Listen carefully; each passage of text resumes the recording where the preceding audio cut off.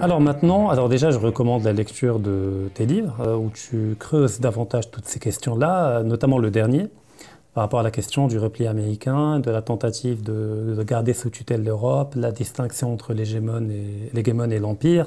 Donc tout ça on peut le retrouver dans ton dernier livre, je vais mettre tous les liens en descriptif. Alors maintenant le deuxième chapitre qui est dans la continuité de celui-là, le projet de canal Ben Gourion.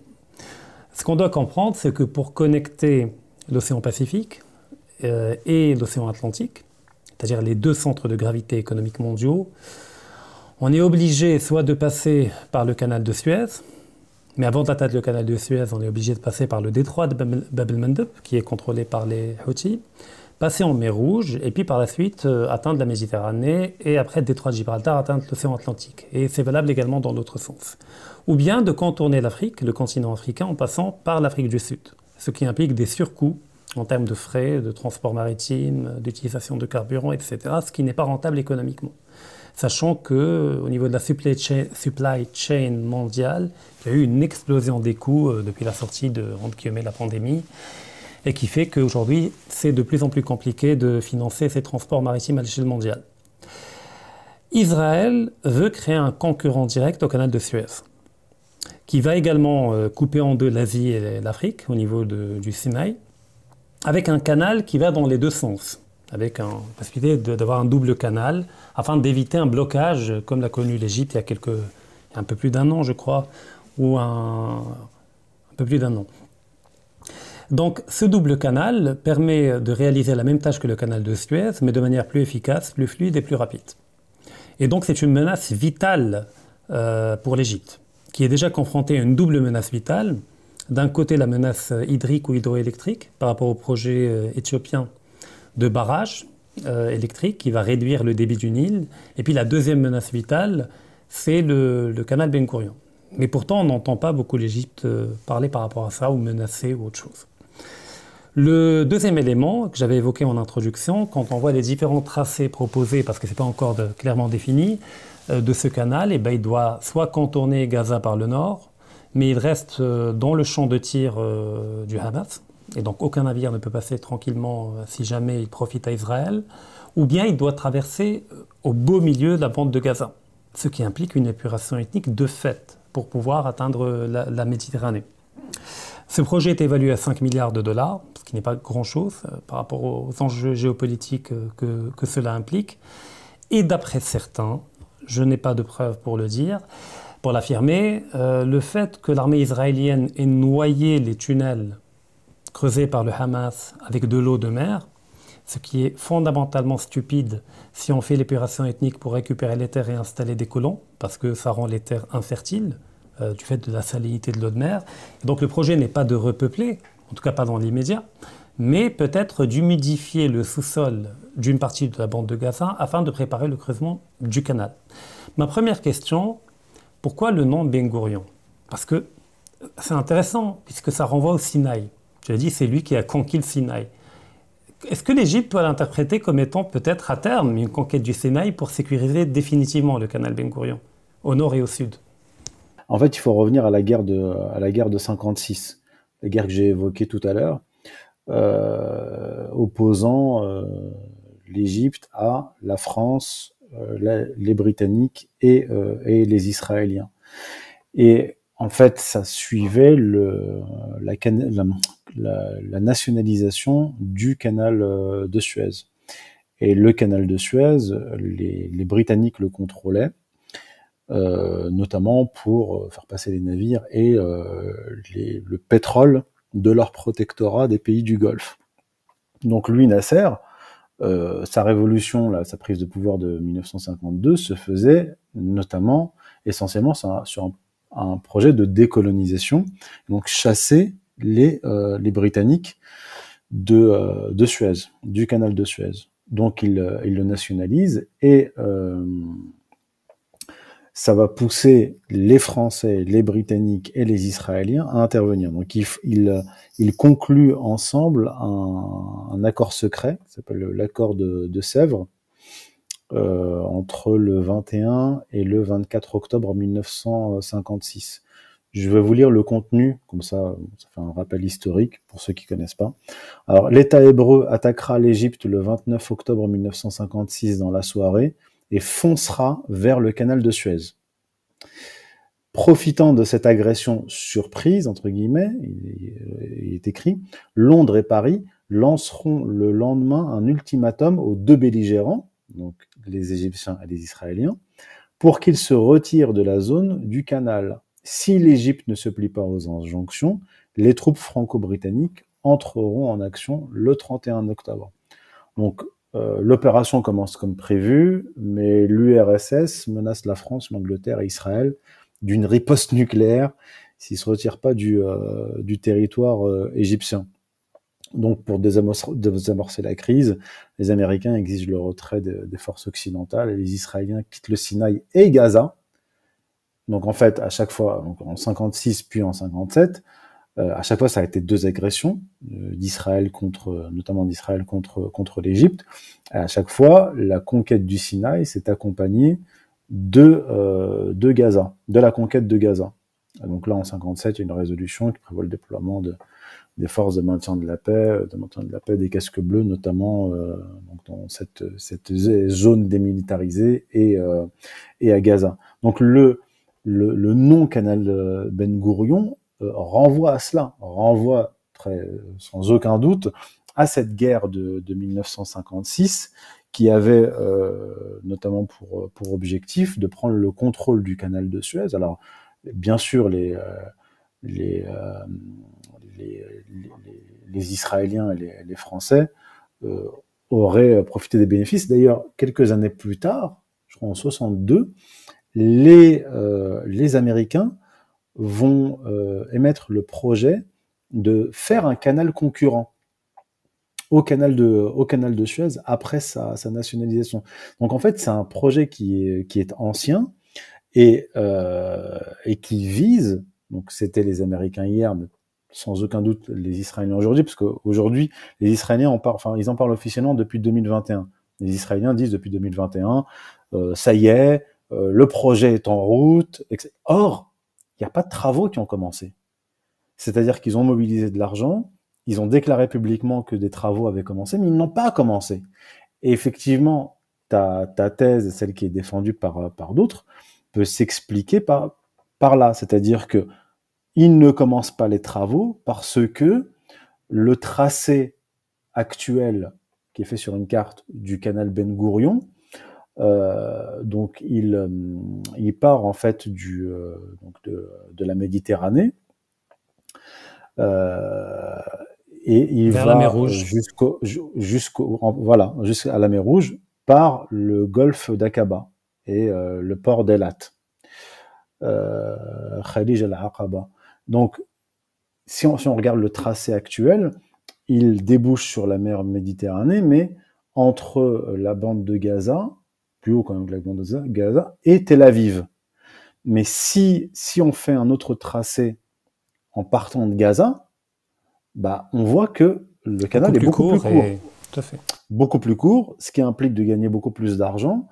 Et l'argument qui est avancé, c'est, bon, le canal de Suez ne permet pas à des navires d'une certaine taille, d'un certain poids de passer, et il y a de l'embouteillage sur le canal de Suez. Donc eux, ils veulent faire, les Israéliens, un canal plus large, plus profond, pour que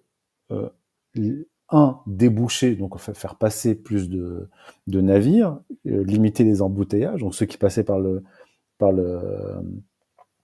canal de Suez passerait par le canal Ben Gourion, et comme il serait plus large et plus profond, eh bien, il pourrait accueillir des navires qui ne peuvent pas passer par le canal de Suez. Donc effectivement, alors je ne sais pas combien de kilomètres il gagnerait, mais quand on regarde sur une carte, c'est considérable en fait le gain. Mais même 20 km, ça se chiffre en plusieurs centaines de millions de dollars d'économies. Voilà. Après, même en passant par le nord de Gaza, il demeure vulnérable, je veux dire, parce qu'aujourd'hui, le Hamas a la capacité d'atteindre Tel Aviv, donc il n'aura aucun problème à atteindre le canal. C'est ça, donc ça voudrait dire que, comme je te disais, qu'il faut le faire passer au nord de Gaza, mais bien au nord de Gaza. Et encore, je veux dire, donc Gaza pose, du point de vue israélien, plusieurs problèmes. Et comme tu l'as dit, effectivement, la présence des combattants palestiniens à Gaza euh, empêche, empêche de faire du commerce, effectivement. Mais je crois qu'il y a les Émirats arabes unis sont impliqués aussi dans le projet, parce qu'il veut faire passer un gazoduc, je crois, dans cette zone-là. Ah, ça m'étonnerait pas.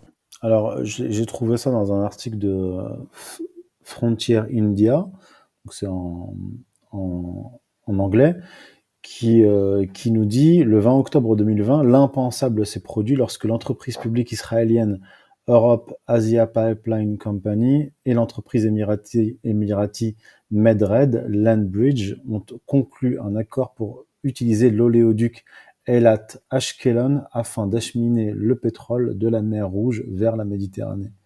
Donc effectivement, tout ça est déjà en route. Donc la guerre à Gaza, un des enjeux peut-être effectivement de la guerre à Gaza est à la fois pétrolier et commercial pour Et même géopolitique, encore une parce que fois. ça ferait d'Israël une forme de nœud et de hub énergétique mondial. Donc ça rendrait le pays intouchable. Parce qu'avec le canal Ben Gourion, attaquer Israël, c'est attaquer le commerce mondial. Et donc déstabiliser l'ordre mondial. Donc ils cherchent à atteindre, en plus de l'arme nucléaire, une forme de sanctuarisation de leur territoire en se situant au centre du commerce mondial Pacifique-Atlantique. Mais comment se fait-il que l'Égypte ne dit rien à ce propos? C'est une menace vitale et directe. Par contre, elle est prête à entrer en Alors, guerre contre l'Éthiopie. alors, ce qui est frappant, c'est que les Égyptiens n'ont rien dit, mais ils ont refusé toutes les offres israéliennes, les offres pour accueillir les Gazaouis dans le Sinaï. Là, il y a quelques jours, il y a eu des heurts. Des soldats égyptiens ont passé la frontière et ont tiré sur des gardes-frontières israéliens. Donc, c'était la semaine dernière. Et ils ont, je crois, massé des troupes et ont déclaré qu'ils étaient prêts à entrer en guerre si Israël poussait la population de Gaza vers l'Égypte. Donc peut-être que l'Égypte est tout à fait consciente de la menace de ce projet concurrent au canal de Suez, d'où leur fermeté vis-à-vis d'Israël et leur refus catégorique d'accepter les Gazaouis parce que c'est pas seulement ils sont pas solidaires des Arabes, ils veulent pas recevoir les Gazaouis chez eux. C'est que Oui, ils comprennent. recevoir les Gazaouis chez eux, c'est vider Gaza. Donc vider Gaza et permettre aux Israéliens, au-delà du projet du canal, ça veut dire que les Israéliens pourront demain dire vous avez le Hamas, vous avez des combattants palestiniens ou des terroristes dans le Sinaï, on ne peut pas faire autrement que une nouvelle fois attaquer l'Égypte et conquérir le Sinaï. Parce que de toute façon, ça s'arrête jamais avec eux. Ça Ouais, et s'arrête puis, pas. tu as raison d'évoquer, tu l'as évoqué tout à l'heure, que il est très compliqué de séparer dans l'analyse géopolitique la bande de Gaza du Sinaï. Parce que le Sinaï est un peu le continuum naturel de la bande de Gaza. Et qu'au fait, on ne peut contrôler Gaza et la sécuriser que si on contrôle le Sinaï, c'est-à-dire que si on acquiert une profondeur stratégique qui permet de la protéger. Et en l'occurrence, c'est le canal Ben Gourion qu'il s'agit de protéger en étendant le territoire et en intégrant le Sinaï pour définitivement le sanctuariser. Tout à Donc fait. l'Égypte, effectivement, tu as raison, probablement il tente de saboter ou de tuer dans l'œuf le projet en empêchant le déplacement forcé de la population de Gaza. Donc Mais il pourrait n'a-t-elle y avoir pas... une alliance objective entre le gouvernement égyptien et les combattants palestiniens à Gaza. Johanna, tout à fait, malgré les deux, malgré les deux. Et peut-être que l'Égypte sera amenée à terme à se détacher de manière plus directe et plus frontale de la dépendance dans laquelle elle s'est inscrite vis-à-vis de Washington, notamment financière, économique et alimentaire, et à accélérer la dynamique de rapprochement avec la Russie, avec la Chine, vu que maintenant ils ont intégré les BRICS. Ouais, ouais. Donc c'est un premier pas et que peut-être l'Égypte redeviendra elle-même. C'est-à-dire parce qu'elle a toujours été plus proche de l'Eurasie que du monde atlantique et du monde libéral. C'est avec Anwar Sadat et la défaite militaire qu'elle a été obligée de se soumettre à l'ordre occidental. Oui, oui, tout à fait. D'ailleurs, ce qu'il faut pas oublier, c'est que ce qui a sauvé l'Égypte en 56 et aussi en 67, c'était l'Union soviétique. C'est la Russie qui était en fait la garante de l'intégrité et même de la stabilité de l'État égyptien. Et, euh, et disons la période, la longue période qu'on a traversée depuis Anwar al-Sadat depuis 73 jusqu'à nos jours, est peut-être pour l'Égypte une parenthèse historique. Et, euh, et en fait, cette stabilité, en fait, la stabilité égyptienne dépend aussi de l'attitude d'Israël et des États-Unis. C'est-à-dire que si Israël décide encore une fois d'envahir le Sinaï parce qu'ils considèrent que le Sinaï leur appartient pour une raison X ou Y, ou déstabiliser l'Égypte, parce que 2 millions de personnes de Gaza arrivant en Égypte, ça risquerait de déstabiliser le, le pays. Effectivement, là, l'Égypte est au pied du mur, et peut-être qu'il faudra, peut-être que même que le virage géopolitique a été pris, parce qu'il y a eu plusieurs rencontres, je crois, entre Sisi et Vladimir Poutine. Il y a eu un certain nombre d'accords qui ont été signés.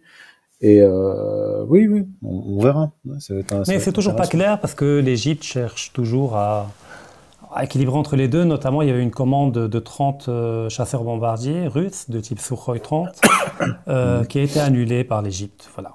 Donc, il a refusé de se faire livrer les chasseurs bombardiers, mais c'était en plein guerre en Ukraine, c'était en 2021-2022. Bon, espérons que cela va changer. Après, il y a le dernier volet, Mais c'est les... si tu permets, même Oui, à l'époque de Nasser, hein, même Nasser, il jouait l'équilibre entre les États-Unis et l'Union soviétique. Et d'ailleurs, Nasser n'a nationalisé le canal de Suez qu'après le refus des Américains de financer le barrage d'Assouan. Il avait demandé aux Américains de financer le barrage d'Assouan. Les Américains lui ont répondu avec mépris en disant bon, votre pays est instable, etc. On refuse. Et Nasser a dit bon bah puisque c'est comme ça, je vais nationaliser le canal de Suez. Donc il y a une réelle politique égyptienne d'équilibre, même à l'époque de Nasser. Hein, il essayait d'avoir de bons rapports avec les deux blocs, les deux avec pôles. les États-Unis, et de très mauvais rapports avec la France de la quatrième République, des socialistes, mais de bons rapports De Gaulle. la France gaullienne, avec De Gaulle. Après, il y a le dernier volet, c'est le détroit de Bab el-Mandeb, qui est la porte d'entrée ou de sortie, ça dépend dans quel sens on se dirige, et qui aujourd'hui est contrôlé indirectement par les Houthis. Là encore, peut-on dire que l'Iran étant très taquin et qu'elle est effectivement au courant de tous les aspects relatifs au canal Ben Gurion, au projet de canal, opère de la même manière que l'Égypte, mais un peu autrement. C'est-à-dire l'Égypte empêche le déplacement de la population de Gaza vers l'Égypte, là où l'Iran cherche à tuer dans l'œuf le projet Ben Gurion en fermant la porte, au fait, à travers le détroit de Bab el-Mandeb.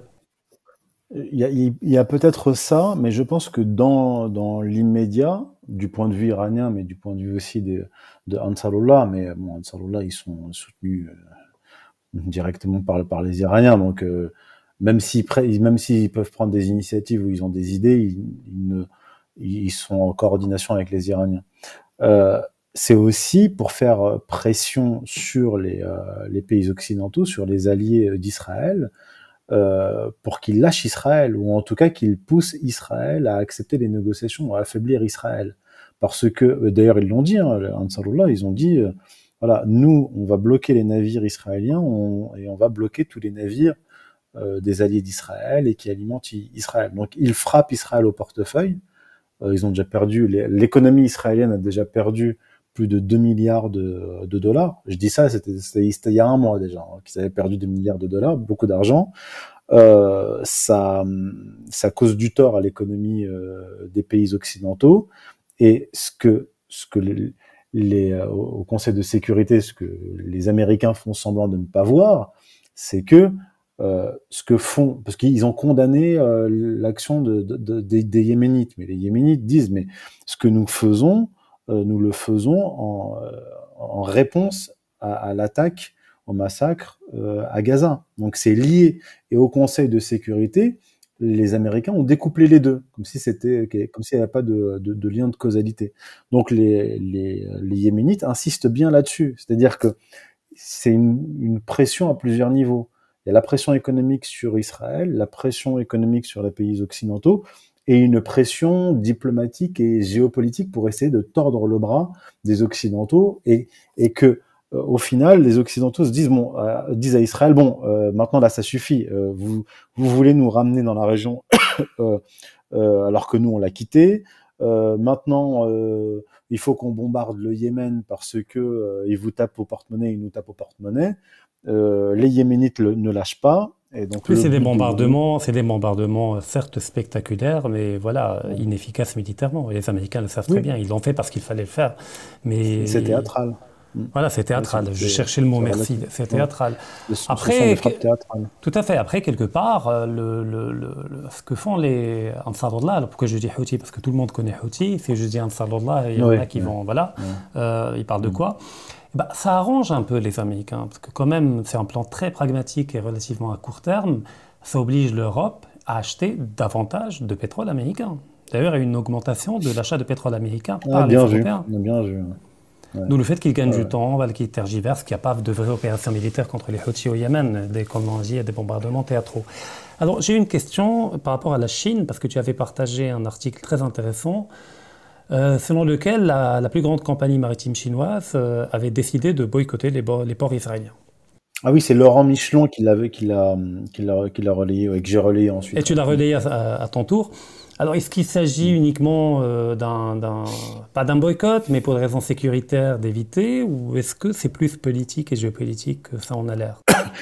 Alors là, je renvoie à un article qu'a publié Laurent Michelon sur Stratégica. On l'a publié sur Stratégica, où il explique cela. Alors, je l'ai pas relu depuis, mais je l'avais lu.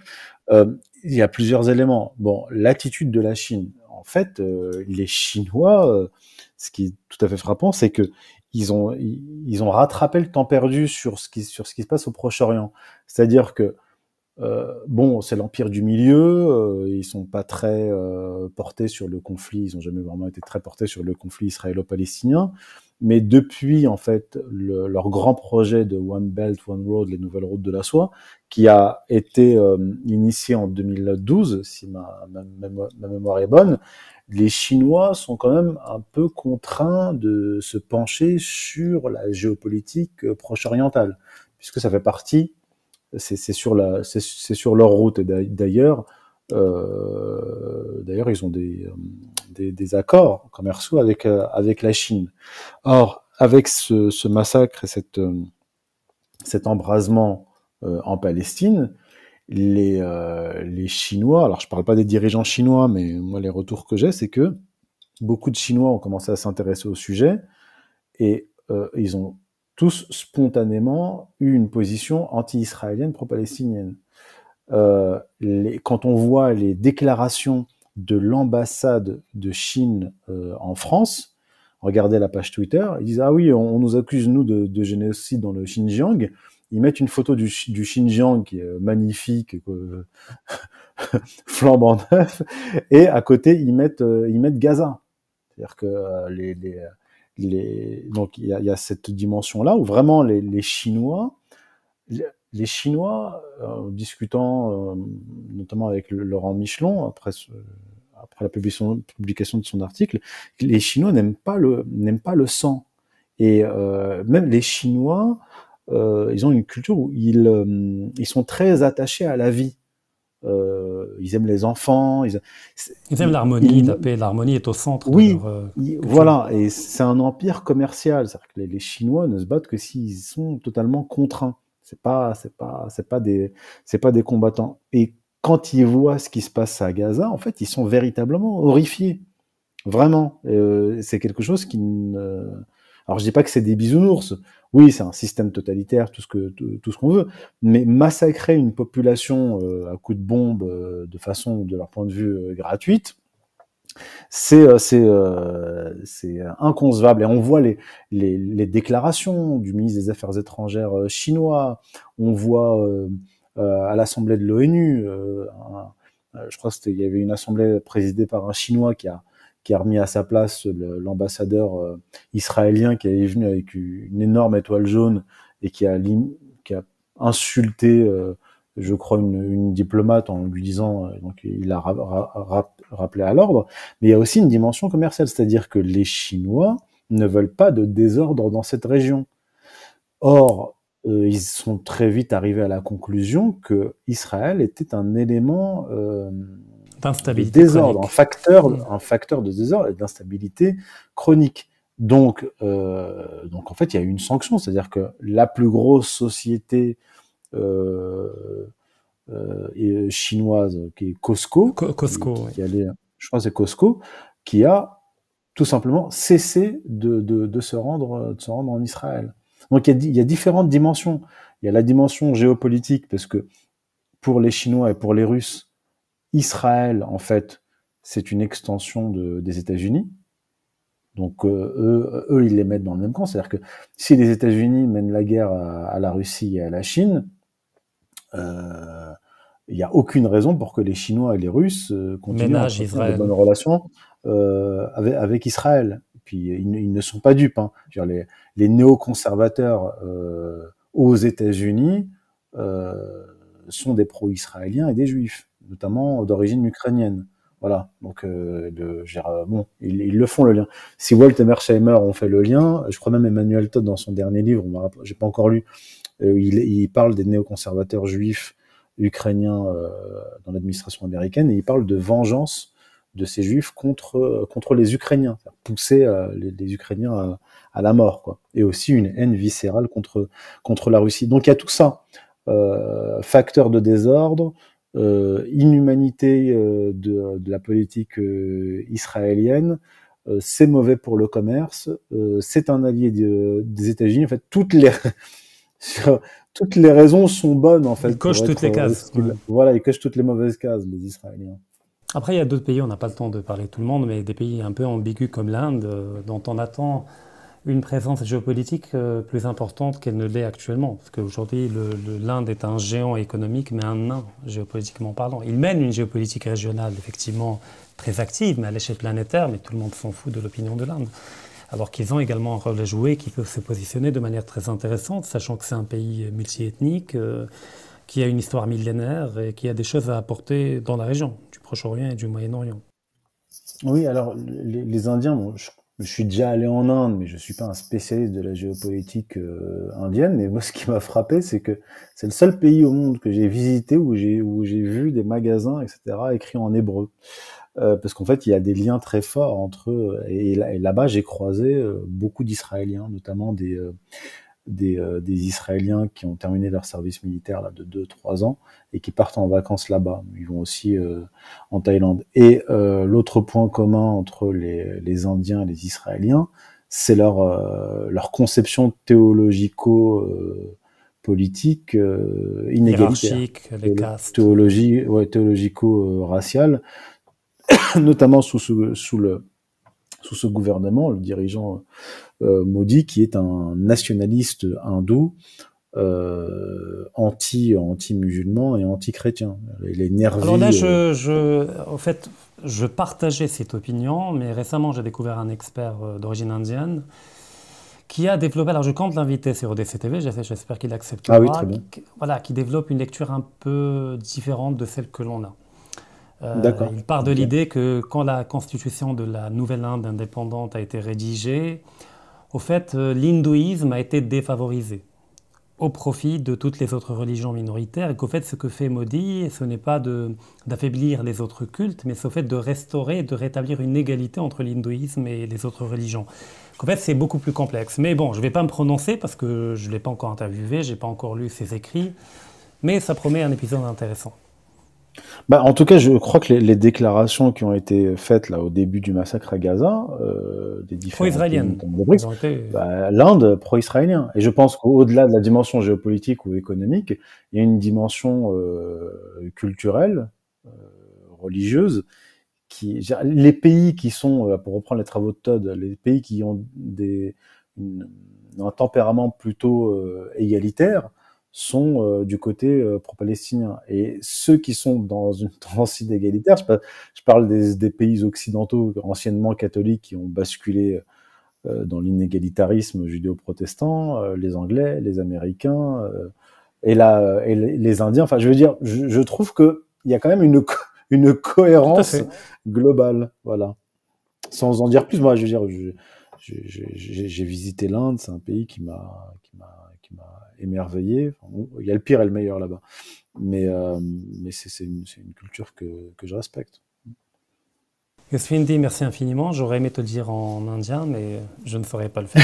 Non. Donc, Merci pour une merci infiniment et donc on se donne rendez-vous prochainement pour un nouvel entretien. À bientôt. Ouais, À bientôt. Ciao. à bientôt.